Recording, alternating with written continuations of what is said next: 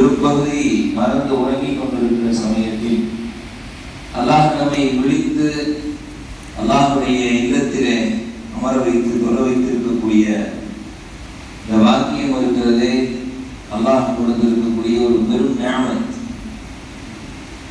ஒரு மனிதனுக்கு நிறைய அல்லாஹ் உலகத்தினுடைய செல்வங்களை பொருளாதாரங்களை கொடுப்பதன் பறக்கத்தை நினைக்கிறோம், அது ஒரு பாக்கியம் நினைக்கிறோம். பெரிய வீடு கட்டியவர்களை, பெரிய வடோலகமாக வாழக்கூடிய மனிதர்களை பார்த்து அல்லாஹ் எவ்வளவு ரஹ்மத் செஞ்சிருக்கான்னு நினைக்கிறோம், அது ஒரு பறக்கத்தை நினைக்கிறோம், ரஹ்மத்தை நினைக்கிறோம். ஆனா அல்லாஹுடைய தூதருடைய வாழ்க்கையிலும் சரி, அல்லாஹுடைய வார்த்தைகளிலும் சரி, யாருக்கு அதிகமாக நல்ல அமல்கள் செய்வதற்கு அல்லாஹ் தௌஃபீக் செஞ்சிருக்கிறானோ அவங்க தான் பெரும் பாக்கியசாலிகள்.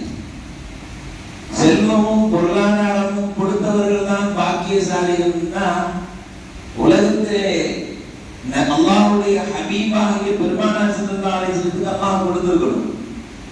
நபியினுடைய வாழ்க்கை ஒரு நேரம் பசியோடு இருந்து, ஒரு நேரம் உணவு உண்டு, செல்வ செழிப்பில்லாத வாழ்க்கை, வாயில் படுத்தால் உடலிலே தடங்கள் பதியக்கூடிய வாழ்க்கை, சரியான வஜீவனம் கிடையாது, உறவினம் கிடையாது. இது நமக்கு என்ன காட்டுது அப்படின்னு சொன்னா, அல்லாஹ்வுடைய இபாதத்துகளை அல்லாஹ்வுக்கு பொருத்தமான வாழ்க்கையை வாழக்கூடியதுதான் ரஹ்மத்துடைய வாழ்க்கை. அந்த ரஹ்மத்துடைய வாழ்க்கையை காலை நேரத்தில் அல்லாஹ் நம் மீது நாடி இருக்கிறானே, அல்லாஹ் அதற்கு நன்றி நாம் செலுத்தணும். நம்முடைய மரணம் வரை அல்லாஹ் இது போன்ற நல்ல அமல்கள் செய்வதற்கான தௌஃபீக்கை நம் அனைவருக்கும் அல்லாஹ் தந்தல் புரிவானாக. ஒரே ஒரு செய்தி, இன்று ஓதப்பட்ட ஒரு வசனத்திலே அவர்கள் ஓதினார்கள், இன்னா லில்லாஹி வ இன்னா இலைஹி ராஜிஊன். ஒரு மனிதனுடைய எல்லா இழப்பிலேயும் ஒரு மனிதனுடைய உள்ளத்திலே சிந்தனையிலே வர வேண்டியது, நான் அல்லாஹ்வுக்கானவன், இன்னா லில்லாஹி வ இன்னா இலைஹி ராஜிஊன். உலகத்திலே நான் வாழ்ந்து ஆட்சி அதிகாரத்தை பெற்று இங்கு நிலைத்திருக்க போவதில்லை. இது அறியக்கூடியது, உலகம் ஃபனாவானது, உலகத்தில் இருக்கக்கூடிய மனிதர்களும் உலகமும் அறியக்கூடியது. அல்லாஹ் மாத்திரமே அறிய மாட்டார். உலகத்திலே கூட இருந்த மனைவி, மக்கள், தாய், தந்தை, பிள்ளை எல்லாம் ஃபனா.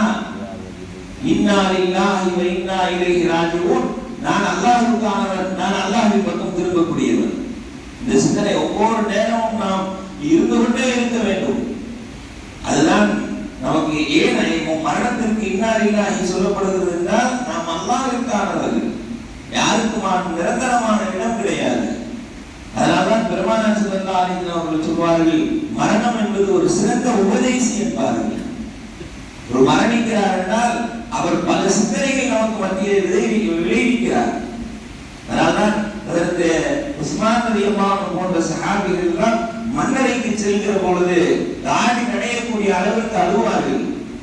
காரணம் என்ன என்றால், இந்த உலகத்திலே அவர் அனுப்பப்பட்டார், அவர் வாழ்ந்தார், அவருடைய வாழ்க்கை முடிந்து விட்டது, வேறொரு வாழ்க்கையை நோக்கி சென்று கொண்டிருக்கிறார், அந்த வாழ்க்கைக்கு என்னுடைய தயாரிப்பு என்ன என்கிற சிந்தனையோடு அவர் அழுகிறார்கள் சஹாபாக்கள். நீ எத்தனை மரணங்களை பார்க்கிறோம், எத்தனை கபர்ஸ்தானங்களுக்கு செல்கிறோம், எல்லாம் சிரித்த மயத்தோடு இருக்கிறோம், எல்லோரும் சிரித்துக் கொண்டிருக்கிறார்கள். கபர்ஸ்தானங்களில் கபர்களிலே சென்றால் சஹாபாக்கள் துடித்து அழுது விடுவார்கள். நீ துடிக்க சிரிக்கிறார். மரணத்தை பார்த்து கூட மரணத்தினுடைய ஞாபகங்கள் நம் இடத்திலே உள்ளத்தில் வராத அளவிற்கு உள்ளங்கள் செத்து போயிருக்கிறது. மரணத்தை பார்த்து மரண ஞாபகம் வர வேண்டாமா?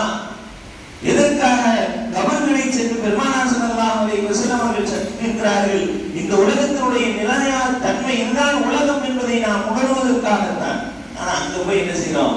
உலகத்தை பத்தி துனியாவுடைய பேசுவோம். உங்க கடை எப்படி இருக்கு, என்ன ஆட்சி நடக்குது, உங்க கடையில இந்த எழுத்த கடைக்காரன் பார்த்தியா அவன் எப்படி இருக்கிறான், உன் மச்சான் எப்படி இருக்கிறான், உன் மச்சான் பெருசால பெரிய ஆளா போய்கிட்டு இருக்க, நீ ஏன் ஒன்றும் இப்படியே இருக்க. மரணத்தை பார்த்து கூட மரண சிந்தனை வராத அளவிற்கு மனிதர்களுடைய மனத்தில் செத்து போய் இருக்கிறது. எனவே அன்பான சகோதரர்களே, அந்த வசனம் நமக்கு சொல்லக்கூடிய செய்தி அதுதான். இந்த உலகம் என்பது நிலைத்திருக்கக்கூடியதல்ல. இன்னா லில்லாஹி, அல்லாஹ்வுக்காக இன்னா இலைஹி ராஜிஊன்.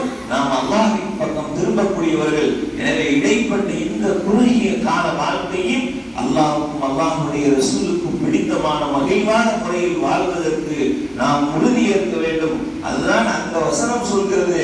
நமக்கு முன்னால் யார் மரணிக்கிறார்களோ அவர்களும் நமக்கு சொல்லக்கூடிய செய்தி அதுதான். எனவே இந்த உலகத்தினுடைய நிறையான தன்மையை புரிந்து கொண்டு அல்லாஹ்வும் அல்லாஹ்வுடைய தூதரும் விரும்பக்கூடிய வாழ்க்கையை வாழக்கூடிய நல்ல மக்களாக அல்லாஹ் நம் அனைவர்களையும் ஆக்கி அருள் புரிவானாக.